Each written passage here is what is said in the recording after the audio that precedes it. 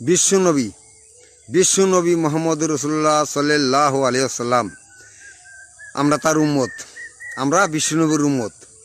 কিন্তু বিশ্বনবী উম্মতের জন্য অনেক কান্নাকাটি করছে, অনেক কান্দা কাঁদছে। এই উম্মতের জন্য অনেক কান্দা কাঁদছে। হাসরের ময়দানেও উম্মতের জন্য কাঁদবে, অনেক কান্নাকাটি করবে। হাসরের ময়দানে বিশ্বনবী ইয়া উম্মতি বলে কান্নাকাটি করবে। কিন্তু আমরা বিশ্বনবীর উম্মত, আমরা তো বিষ্ণুনবীর জন্য একবারও একটু কান্দে দেখলাম কোনো দিন?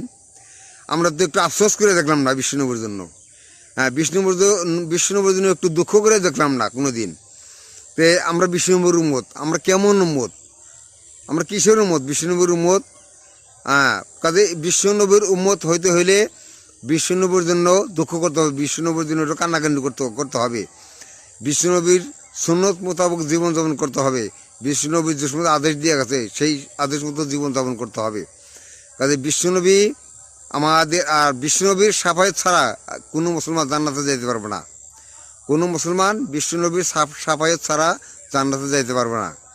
কাজেই বিশ্বনবী উম্মতের জন্য অনেক কান্নাকাটি করছে, অনেক কিছু করছে। কিন্তু আমরা উম্মত হইয়া বিষ্ণুনবীর জন্য কোনো কিছু করলাম না, কোনো কান্নাকাটি করলাম না, কোনো দুঃখ করলাম না, কোনো আফসোস করলাম না কোনো দিন।